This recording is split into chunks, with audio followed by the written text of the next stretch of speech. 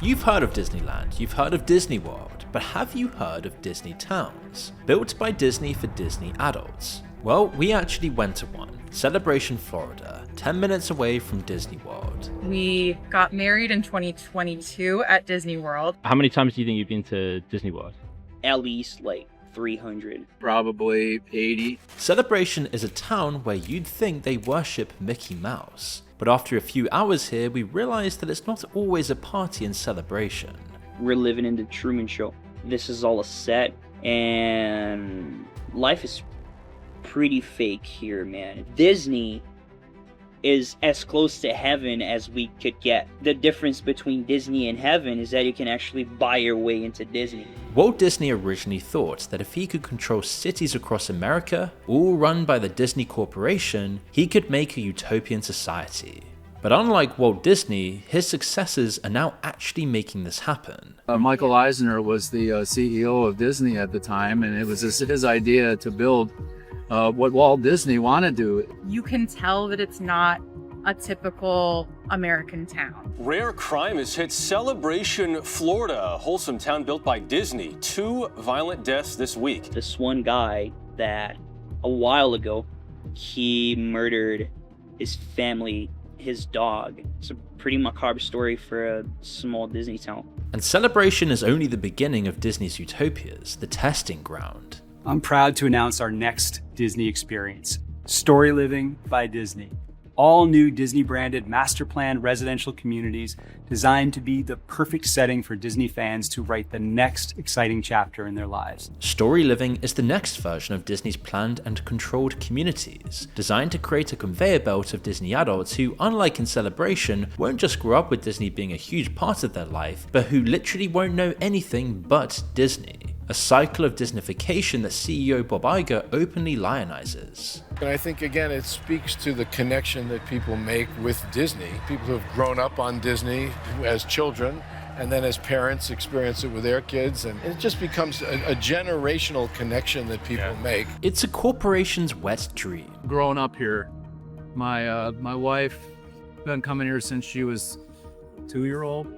One that Iger has been paid $1 billion to bring to life. As some have astutely noticed, he can almost afford to take his family to Disney World now. Back in Celebration, we looked around to find out what life is really like in the very first Disney town.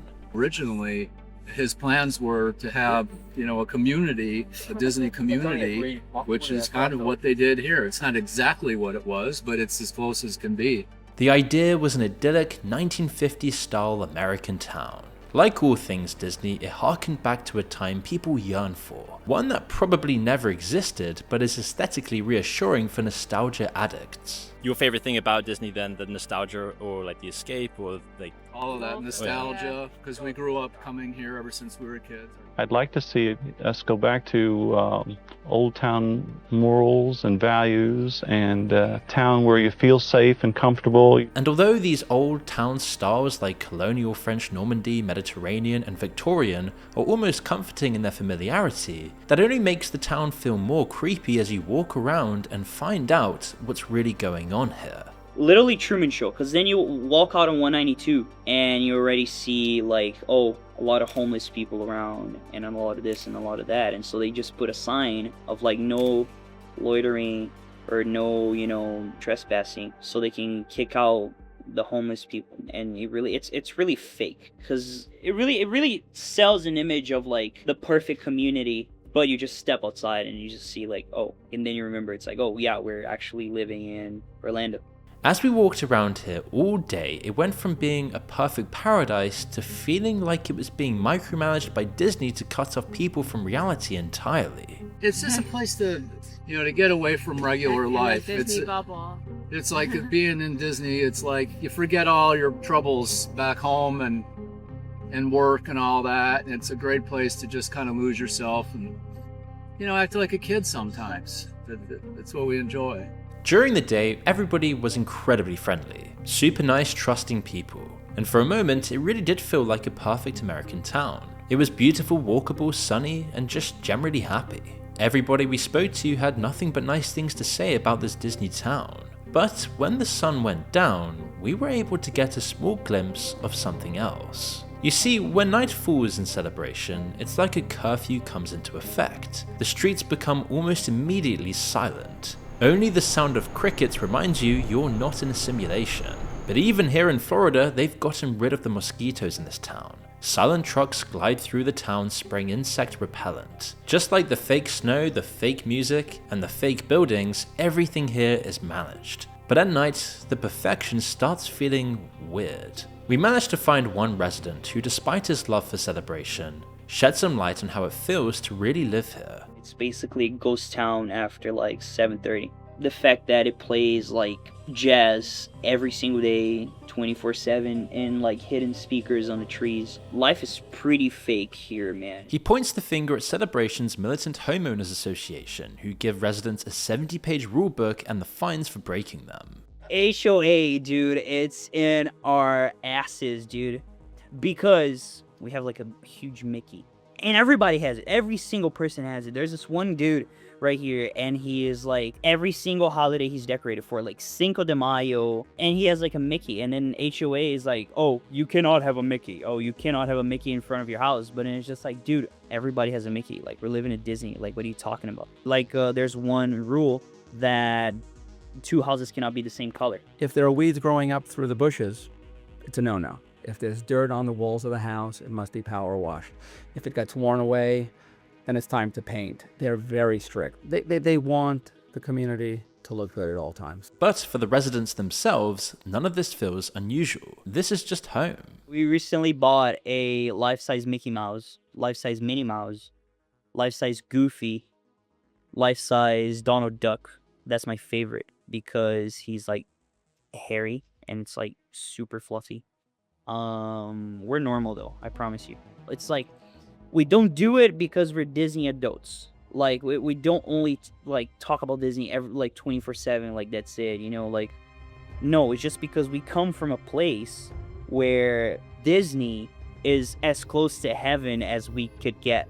In fact, when the town was built, its first residents were actually trained to be good citizens. It set up a series of workshops for future residents to learn, like a second language or wicker weaving, how to act as good citizens. But soon, some of the wheels started to fall off. Those perfect American homes you see, designed and built by the finest architects and builders, turned out to not be as robust as people expected. Roofs collapsed. Cold water taps blasted out hot water and vice versa. Some weren't even connected to sewage and water systems at all. Eventually, the residents, many of whom had given up everything to live within this Disney town, ended up suing for damages as the promise of a carefully created community imploded into the reality of a corporate snake oil sale. Breaking news, the so-called Disney family vanishes into thin air, and then LE law enforcement smells a stench at their luxury Disney condo. These towns and cities made in Disney's image are so comforting that you never want to leave. Would there be anything that would cause you to leave? A nuclear bombing. Because for the purest Disney adults, Celebration is about access and closeness to the happiest place on Earth. Access they take full advantage of. Even something straight out of the worst horror films can't take away the magic for them. The Todd family moved to Celebration to be able to visit Disney World more often, hoping that the change in scenery and proximity to the most magical place on Earth would give their family life the fresh start it needed. But in 2019, the sister of the father, Anthony Todd, called police, as she hadn't heard back from him. When they arrived, they found Todd alive and well. His wife, 3 children, and family dog, however, had all been brutally stabbed and suffocated, then left to decompose while he slept next to them. This one guy that he murdered his family, his dog, and before the police came, he killed himself. It's a pretty macabre story for a small Disney town. After talking to many people in the town of Celebration, it was clear there were some things that we couldn't ask, some things that we couldn't film. Community group chats all upheld by the Mickey Mouse ears. After looking at all the glowing Disney orbs, talking to Disney adults, and being overwhelmed by the presence and influence of Disney, it became clear that this utopian magic town wasn't all it was cracked up to be. But it didn't stop Disney from trying again. In fact, they're launching their next utopia now, story living. But before we continue, I've got a bit of a confession. After spending many hours going down rabbit holes researching videos like this one, my brain is fried, and what I reach for is my phone, mobile games. It's my guilty pleasure. Except lately, I felt a lot less guilty about it because that time has actually started paying me back. It's an online platform called Free Cash, and the idea is simple. You make money by playing mobile games. You sign up for free, head to the Earn tab, and pick from a huge list of game offers across different categories. You play, you hit milestones, and you get paid real money for it. And before you assume this is too good to be true, it's sitting at 4.7 stars with over 270,000 reviews on Trustpilot. This isn't a small operation. So I want to show you how this looks. Here's me actually using it. I picked this one because it's the kind of game I genuinely play anyway. One thing that matters, you've got to enable app tracking, otherwise Free Cash doesn't see your progress and can't pay you. I played a few minutes here and there on the couch half watching TV, and you can see what's stacked up in my balance. I even threw in a couple of in-app purchases to speed things along and got cash back on those through bonus rewards. And it actually pays. Here's me cashing out to PayPal. All done. And the minimum cash out is $25, which honestly doesn't take long to hit at all. And this is where you withdraw. You see, once you hit $25 in your balance, you come here and you've got real options: PayPal, Bitcoin, Ethereum, Litecoin, gift cards. You just pick your payment method, and once you've hit your $25 minimum cash out, it will all go through that simply. That's literally it. So I highly recommend you check them out today by using the link in the description below or scan this QR code, as when you sign up with my link, you'll get a $10 bonus on your first offer.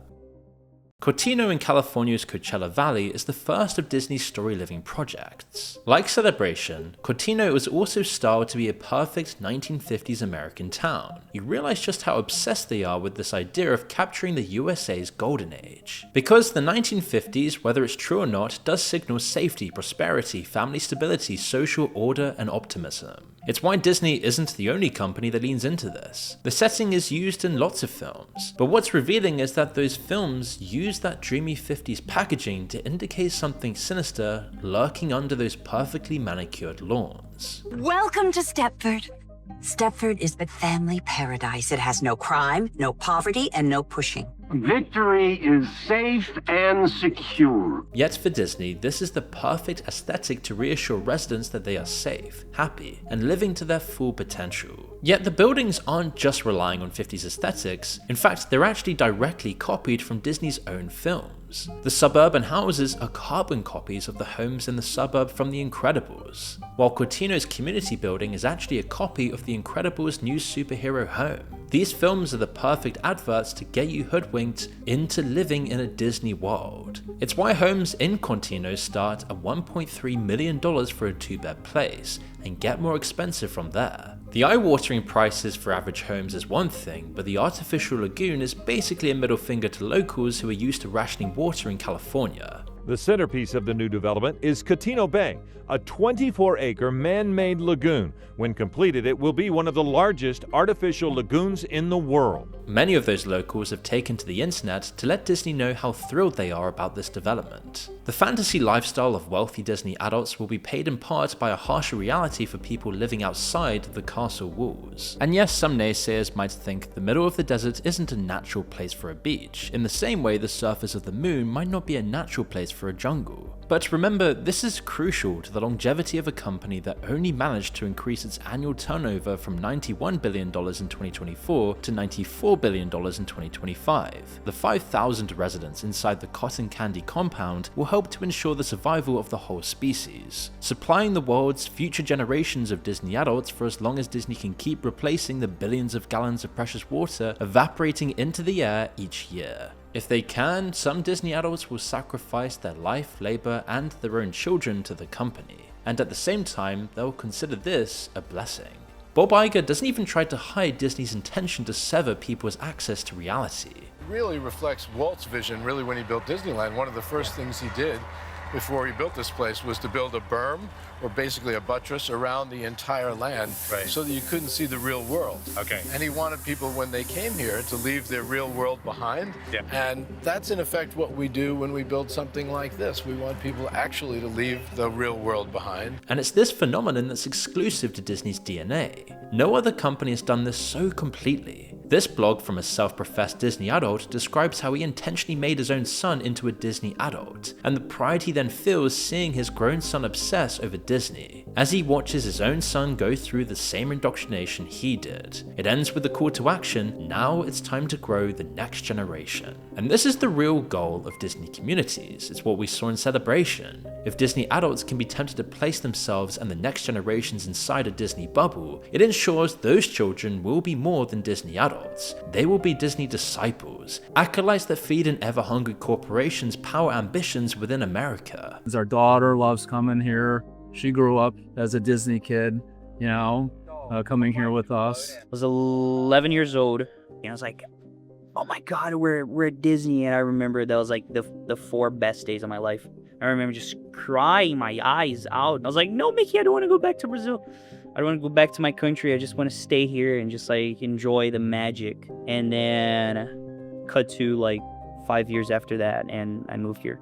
When you have an army willing to fall on their swords for your company, no market shifts, no bad quarterly earnings, no politicians or blockbuster flops are going to threaten your dominance anymore. Because when your customers not only love your products but want to live inside of them, the upside is infinite. Walt was, as we know, not only a great storyteller, but one of the all-time great salesmen of his time. Right. Suddenly, you don't just control the hearts and minds of Americans, you literally control the land they live on. But it doesn't end with Cortino and Celebration. Golden Oak is the god-tier level Disney adult lifestyle, built for the very wealthiest Disney adults on Earth. It's not the kind of thing the usual Disney adult drowning in credit card debt can just stick on their Amex, as the cheapest residence in Golden Oak is a $5.8 million 4-bed apartment. McMansions, as they're called, are all made with Disney details everywhere. Mickey Mouse-shaped floor tiles and swimming pools, statuettes from Beauty and the Beast dotted around, Disney characters painted onto the moldings and ceilings. It's hard to imagine the kind of person capable of making such a fortune, untold millions of dollars, who is then willing to spend such a big chunk of it to live inside a corporation's theme park. Yet there is only one available home left in Golden Oak today, and it's all yours for only $18.5 million. And the craziest part? After spending a fortune to live inside Disney, the house isn't even yours forever. It reverts back to them after 99 years, and that's all down to Walt's land heist of the 1960s. You see, towns owned by companies aren't revolutionary. Before Walt had ever drawn his first sketch, there was Henry Ford's Forlandia in Brazil, Hershey in Pennsylvania. In fact, in the late 19th century, this was just pretty common. Most of the time they set these things up to access a large independent labor force. Yet sometimes they did still plan for their settlements to be utopias. But a corporation's utopia is often a civilian's dystopia. And this is where it becomes interesting with Walt Disney owning so much land in Florida. You see, Walt Disney was never satisfied with Disneyland in California. Its success draws competing hotels and tourism, which soon surround the park and end his dream of unimpeded expansion. He looks over in Los Angeles, he sees endless traffic, crime, graffiti, and realizes he wants to make his own perfect utopian cities. He wants a new form of Disneyland, a place where people never want to leave, where they stay permanent Disney consumers. So he flies around looking for the perfect place to start again. This time, he won't let anyone else's interests get in the way. Gliding over Florida, he sees a state desperate for investment and development. Perfect location in Florida. We selected this site because it's so easy for tourists and Florida residents to get here by automobile. Disney is a huge influence on life in Central Florida. Before it came, this was an extremely large cattle producing, like Texas area.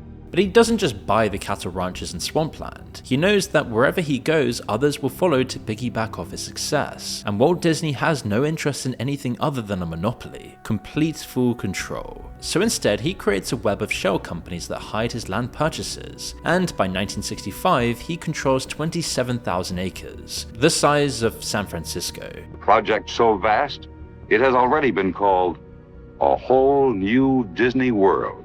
Now all he needs is power over the law, not just the land. Florida's politicians were desperate in the 1960s. While the US was booming after the war, Florida was an alligator-infested swamp. Walt promised to change that. All he wanted in return? To be his own government. district. Now, it sounds kind of insane today to think that US politicians would hand over US soil to a company, but Walt Disney was one of the most influential men in American history, the father of modern animation, the man who made theme parks an evergreen money machine. So they gladly passed the Reedy Creek Improvement District Act, meaning the Walt Disney Company is now the government of its land, exactly what he needs for his master plan to build a utopia. Disney learned a long time ago that control of the land is everything. And with your cooperation, I'm sure this experimental prototype community of tomorrow can influence the future of city living for generations to come. If you've been to Disney World, you've heard of Epcot. It's a section of the park. Although it's a bit of a strange name, isn't it? Next to Animal Kingdom and Magical Kingdom. And that's because Epcot was never meant to be a theme park. It was the original celebration. Walt Disney's first utopia, where the Disney Corporation would solve the ills of modern society by merging the idyllic American past with the exciting technological future. No city of today will serve as the guide for the city of tomorrow. Epcot will be a planned environment, demonstrating to the world what American communities can accomplish through proper control of planning and design. Everything in Epcot will be dedicated to the happiness of the people who will live, work, and play here. After Walt died, Epcot was abandoned and made part of Disney World instead. But decades later, the first proper Disney optimized community would show us how thin the line is between utopia and dystopia. But Disney would soon run into a problem. If they gave people living in these Disney towns land rights, they'd have a say in how the land was run. So Disney had to find a way to draw people in, while also ensuring they didn't interfere with the corporation's plans. That's why places like Celebration or Cortino aren't just housing developments, they're incubators. Kids growing up there won't know anything else. It's why in the 1960s the televangelist Billy Graham was given a personal tour of Disneyland by Walt Disney himself, and Graham remarked on the wonderful fantasy he'd created, where Walt would respond, "Billy, look around you at all the people, all the nationalities, all the colors, all the languages, all of them smiling, all of them having fun together. Billy, this is the real world. The fantasy is outside." This is the quote of a man who built a corporate religion. And like all religions, the goal is never just to have followers, it's to have followers who raise their children in the faith. And so it's not just places like Celebration where this is happening. I mean, just 2 hours away from Celebration, there's the Church of Scientology, who has spent decades buying up Clearwater block by block. It's a real American city absorbed through property acquisition until the church basically owned it. The entire downtown area is just a Scientology area. This time it's the same mechanism as Disney, but with Thetans instead of Tarzan. Off the coast of Honduras, Prospera is now a private city-state backed by Peter Thiel, Brian Johnson and Sam Altman, with its own laws, tax code and government. Disney's Reedy Creek without the theme park. And then there's Seasteading, another movement funded by Peter Thiel, floating communities in international waters beyond the reach of any government entirely. All of them are making the same pitch Walt made in the 1960s. We'll build cities and societies better than the government can. Safer, cleaner, people will beg to be inside of it. Walt Disney was just smart enough to put Mickey Mouse front and center.